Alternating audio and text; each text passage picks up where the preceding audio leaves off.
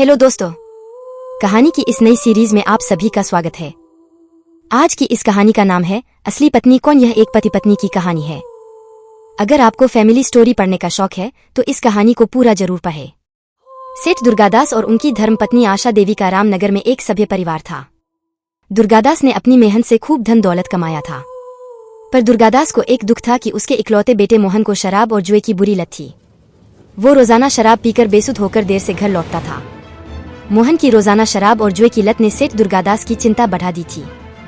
हर समय दुर्गादास और आशा मोहन को लेकर परेशान रहने लगे। एक दिन दुर्गादास ने आशा से कहा, दुर्गादास, आशा, मैं सोच रहा हूँ कि मोहन की शराब और जुए की लत बढ़ती जा रही है। इन्हें किशोर भाई साहब से बात की हुई है। उन्होंने एक लड़की बताई है, बहुत ही अच्छे घराने की सुशील लड़की है। मैं सोच रहा हूँ मोहन की शादी कर देते हैं। शायद बहू के आने से मोहन थोड़ा सुधर जाए। आशा, ये तो आप ठीक कह रहे हो। किशोर भाई साहब से बात करके हम रिश्ता पक्का कर देते हैं। सेठ दुर्गादास अपने मित्र किशोर से बात करके लड़की के घर वालों से बात करता है। उसी शाम मोहन जब घर आता है, सेठ दुर्गादास उसे कहता है, दुर्गादास, मैंने तुम्हारे लिए लड़की पसंद की है। लड़की अच्छे घराने की पढ़ी लिखी है। मोहन, अब मुझे कोई शादी नहीं करनी पिताजी। दुर्गादास, मोहन, अगर तुमने इस शादी के लिए मना किया तो तुम्हारा खर्चा पानी पैसे सब मिलने बंद हो जाएंगे। पिता की कही बातों को सुनकर मोहन डर जाता है और शादी के लिए हाँ कर देता है। कुछ दिनों बाद मोहन की शादी सुहाना नाम की लड़की से हो जाती है। सुहाना बहुत ही सुशील और समझदार लड़की थी। वो अपनी सास आशा और ससुर दुर्गादास का बहुत ध्यान रखती थी, पर मोहन उसको बिल्कुल भी पसंद नहीं करता था। दुर्गादास ने सोचा था कि मोहन की शादी के बाद शायद आदतें सुधर जाएगी, पर ऐसा बिल्कुल भी नहीं हुआ। मोहन अभी भी रोजाना शराब के नशे में ही रहता था। दुर्गादास, मेरी तबीयत कुछ ठीक नहीं लग रही है। इन्हें वकील साहब को बुलाया है। मैं चाहता हूं कि मरने से पहले अपनी सारी जायदाद सुहाना बहू और उसके होने वाले बच्चों के नाम कर जाऊं। मैं नहीं चाहता कि मोहन की बुरी आदतें इस घर को तबाह कर दें। सारी जायदाद सुहाना और उसके होने वाले बच्चों के नाम करके सेठ दुर्गादास स्वर्ग सिधार जाते हैं। दुर्गादास के मरने के बाद सुहाना अपनी सास आशा का बहुत ख्याल रखती थी। वो आशा को कभी भी दुखी नहीं रहने देती थी। एक दिन, अम्मा जी, ये लीजिए आपका हल्दी वाला दूध। आशा, बहू, तुम मेरा कितना ख्याल रखती हो। एक मोहन है जो सारा दिन घर से गायब रहता है, पता नहीं अभी भी कहाँ होगा। मोहन, अम्मा, ये सब क्या है।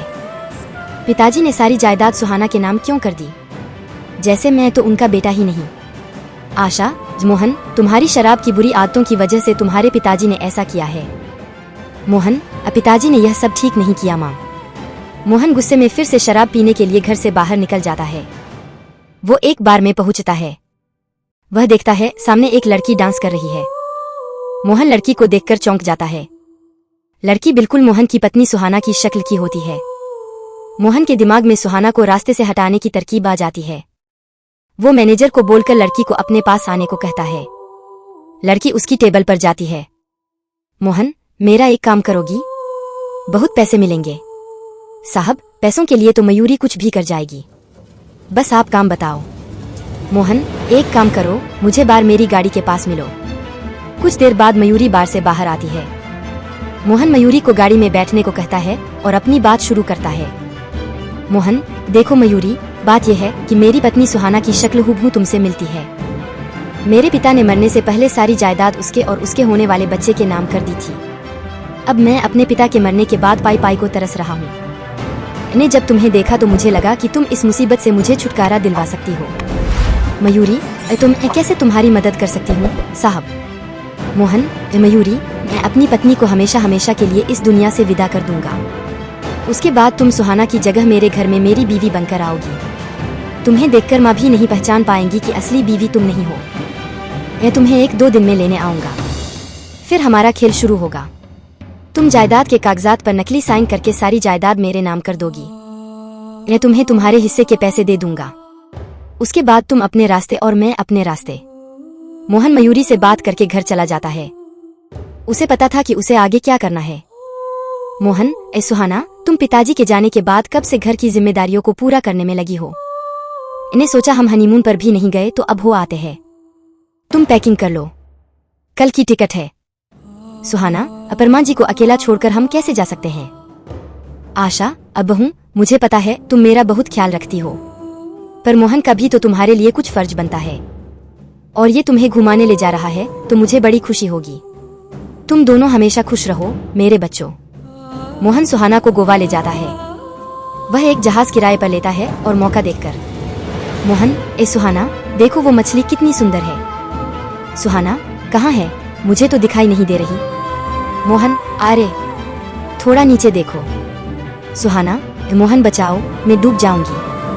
मोहन सुहाना को समुद्र में धक्का दे देता है। सुहाना, बचाओ बचाओ चिल्लाती रहती है, पर वो उसकी आवाज को अनसुना करके चला जाता है और गोवा से सीधा वापस रामनगर आ जाता है। फिर वह मयूरी के घर जाता है। मोहन, अब तुम्हारे नाटक का वक्त आ गया है, मेरे साथ चलो। मोहन मयूरी को सुहाना बनाकर घर पहुंचता है। सुहाना बिना आशा के पैर छुए मोहन के साथ कमरे में चली जाती है। आशा को अजीब लगता है, पर दोनों को एक साथ खुश देखकर वो कुछ नहीं बोलती। एक दिन, आशा, ये आजकल सुहाना बहू को क्या हो गया है? जब से गोवा से आई है कुछ बदली बदली सी है। ना पूजा पाठ करती है, ना चाय नाश्ता बनाती है, हमेशा अपने कमरे में ही रहती है। एक बार पूछ कर आती हूँ, शायद तबीयत ठीक ना हो। आशा, सुहाना बहू, आजकल बड़ी देर तक सोती हो, तबीयत तो ठीक है तुम्हारी? मयूरी, ए बुढ़िया, मेरी नींद खराब मत कर। मैं बिल्कुल ठीक हूं और जल्दी उठूं या देर तक सोऊं, तेरे बाप का क्या जाता है। यहां से जा और मुझे सोने दे।